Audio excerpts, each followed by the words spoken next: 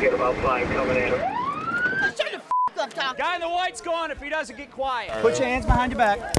It's a typical June night at 2 a.m. on Kalamazoo's north side. I've heard at least 5 or 6 fights over here tonight. The parking lot of Dacia's convenience store is the meeting place for the night's Xtrain. Sir, stand the car for him, please.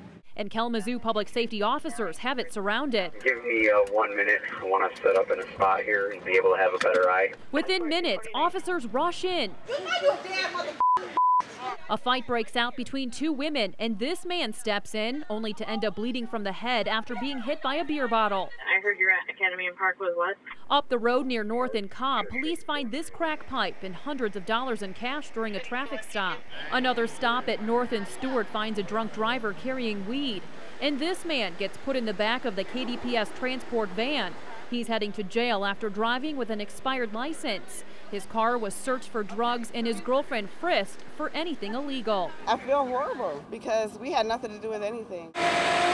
During the Xtrain sting, McDonald's Towing wastes no time, providing immediate impounds.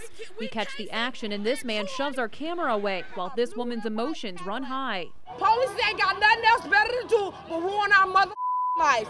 That's what it is. Kalamazoo police are cracking down on the Xtrain, now more than ever. Stop screaming. The newly formed Community Outreach Problem-Solving Division, otherwise known as COPS, is using grant money to put more officers on the streets. It's part of a collective effort Chief of Police Jeff Hadley says he's using to end the Xtrain. Look, this has got to stop.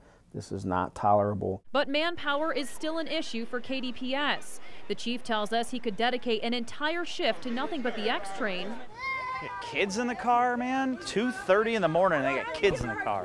And his officers would still not be able to handle every single violation that occurs. We've dedicated an enormous amount of resources to you know, kind of squash it, if you will, and for it to keep rearing its head is a little frustrating. But the chief tells us it's folks who live in Kalamazoo's downtown neighborhoods who have the power to help them prevent the Xtrain. And I've always said, regardless of the problem or the issue, somebody knows somebody that's participating in that type of activity, and they need to tell them, look, this is ridiculous. This is harming the community, it's harming the neighborhood, it's harming me.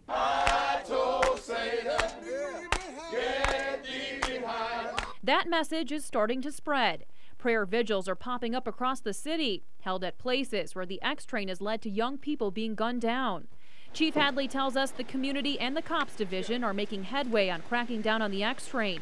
Each weekend, there are less people involved, and arrests are in the double digits. We mean business, and I don't say that in any other way to say, you know, it's, you know, enough's enough.